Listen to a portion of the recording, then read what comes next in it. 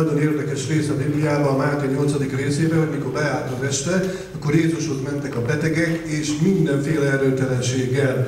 És ott mindjárt megemlékeztek róla, hogy ez az, amit az Ézsaiás profétált, hogy ő vette el a mi erőtelenségeinket és betegségeinket. Már mondom neked, kórházba feküdtem, a Szent Margit kórházban, és valaki, egy kedves ismerősöm elhozta a Lacit, dicsőség az Istennek. Olyan gyenge voltam, hogy mondjuk attól az ajtótól addig az ajtóig egyszer le kellett üljek, amíg hát mentem, mondjuk gúnyosan mondhatom, mert igazából totyogtam. Mikor oda mentem, jött a Laci, imádkozott értem, mondjuk 10 perc volt, vagy maximum 20, teljesen megváltoztam, dicsőség Istennek, azóta úgy tudok futni, mint a nyúl, mert elvette az Úr az erőtelenséget.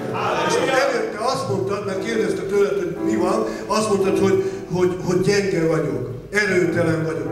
És ez az az erősség, amit Isten vissza fog neked adni. Sőt, visszaadott 2000 évvel ezelőtt. Jézus nevében, de ne az érzéseire hallgass, hanem arra, amit Isten ígér, de énekel is úgy, hogy egyből elkezdtem szaladni, hanem Isten visszaadta. És azt, hogy mikor ez tök mindegy, máma vagy holnap után, hidd ezt, és ez az ige elkezd benned mozogni. Amen? Holnap már egy új nap lesz. Amen?